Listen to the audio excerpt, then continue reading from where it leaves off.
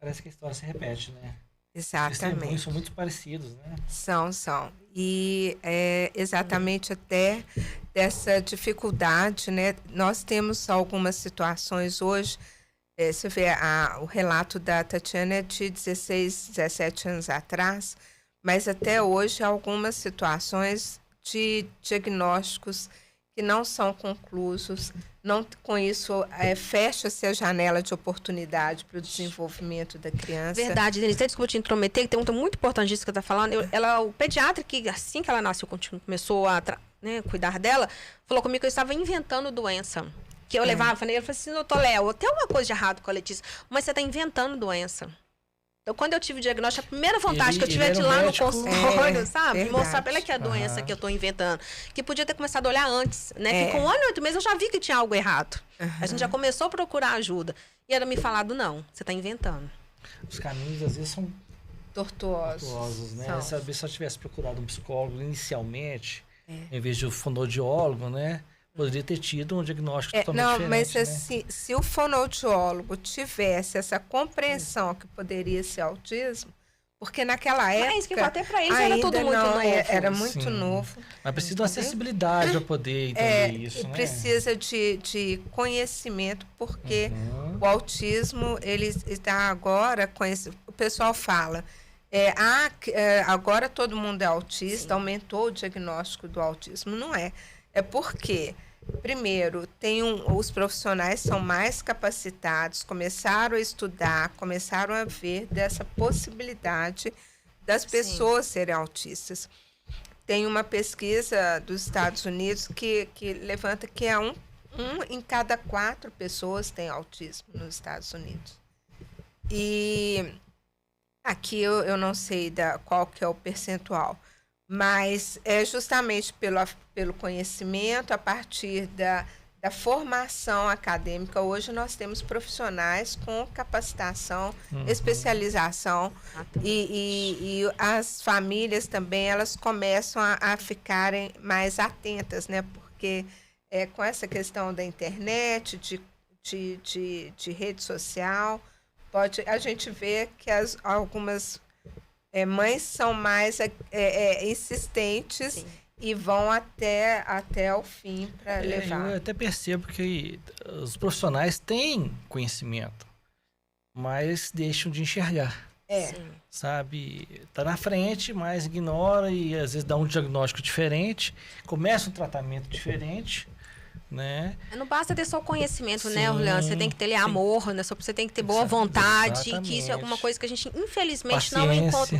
Vamos falar assim, não só para um diagnóstico, uma consulta normal. Eu vou muito no São Camilo. O médico nem põe a mão na Letícia. É algo assim, sabe? Não é só a minha realidade, a realidade de todas as mães que eu converso. Eles querem dispensar a gente ali o mais rápido. Não porque vai fazer que a criança vai sofrer, porque eles realmente não querem. Sabe? É uma má vontade muito grande. Parece uma escolha, né? Exatamente. É uma escolha de não cuidar. De não acolher. Exatamente. Doutora Michele, não vou entrar no campo do direito ainda não, mas vou te perguntar como testemunhas, né? As mães que chegam, os pais, família, que chegam até você e procuram, falando, explicando a situação. É parecido com o testemunho da Tatiana? Com certeza. E a Tati está falando aqui que a filha dela tem 18 anos. A Mari tem 30, quanto? 40 anos. 40 anos. A Mari já está na juventude ainda. 40 anos. Há 18 anos atrás, a Convenção Internacional sobre os Direitos da Pessoa com Deficiência estava chegando aqui. Então, pensa bem, não tinha muita coisa. Não tinha direito, não falava sobre os direitos. Hoje já é diferente. As famílias sabem que elas têm uma janela de oportunidade ali para essa criança desenvolver, que é até os 6 anos de idade. Então, elas estão buscando. Infelizmente, apesar de termos muita legislação, o desafio dessas famílias é o cumprimento da lei. Porque a lei ela é muito clara. Ela garante o diagnóstico e o tratamento precoce. Mas o SUS, lamentavelmente, não tem todos os profissionais necessários para esse tratamento adequado, para fazer o diagnóstico. E aí a gente fica com muitas crianças que chegam na fase adulta e estão descobrindo agora. Então, não aumentou o número de autismo, né? Ele aumentou o número de diagnóstico que não era realizado há muitos anos atrás. Então, eu entendo que esse movimento de conhecer os direitos, de garantir os direitos, vai mudar muita coisa. Mas a gente também precisa conscientizar médico, advogado, sociedade. A responsabilidade da sociedade ela é imensa com relação a cuidado da pessoa com deficiência. E ainda existe preconceito ainda. Existe preconceito, existe profissional que duvida da família. Mas será que é aquilo mesmo? Vai lá para casa dela que você vai ver que é isso mesmo. Juiz, né? A gente também tem que tentar conscientizar juiz de uma coisa que tá óbvia, que eu li um conceito da lei. Juiz faz o quê? Aplicar o que tem na lei. Sim. Mas, infelizmente, não são todos que aplicam o que está na lei. Porque eles querem trazer um corpo técnico de um núcleo, né, de atendimento para a saúde. Hoje, a gente ajuiza uma ação para diagnóstico, para tratamento. Eles encaminham para o núcleo, que chama NATJUS, que é o núcleo que vai analisar, segundo eles, com um técnico especialista, mas a maioria ali será que não são técnicos. Subsidiar a sentença dele, não? Deveria ser, né? Porque se eu peço o NATJUS e vem um parecer bom, ele ainda questiona. E a gente ainda tem que apresentar nossos peritos especialistas ou para questionar ou para confirmar algo óbvio. Então, o juiz, ele aplica a lei. Deveria aplicar a lei sem contestar o que determina ali um relatório do NATJUS. Poderia ser tudo muito mais simples, né? Sem burocracia. Doutora Michele é casada? Sou casada. Não tem filhos? Não tem filhos. Por que milita nessa área? Então, há 12 anos atrás, quando eu saí da faculdade, eu queria mudar a vida das pessoas. Mas eu não queria mudar a vida das pessoas de forma esporádica. Né? Eu continuo fazendo de forma esporádica alguns trabalhos, né? Em caso de longa permanência, uma ajuda ali, de vez em quando. Mas eu queria mudar permanentemente uma situação. Foi quando eu comecei a fazer palestras. Eu tenho um amigo que é cego e ele é promotor de justiça. E ele me convida para fazer uma palestra sobre os direitos da pessoa com deficiência. E falou, olha, vem aqui para você conhecer esse universo e as dificuldades. Foi aí que eu conheci Denise, conheci Tati, conheci tantas mães. E comecei a estudar mesmo. E vendo as dificuldades e os desafios, no meu trabalho pro bono eu comecei a judicializar. Judicializar porque não tinha medicamento no posto. Judicializar que o livro tinha uma frase capacitista. Lá em 2013, isso é o primeiro podcast que eu tô falando isso, hein?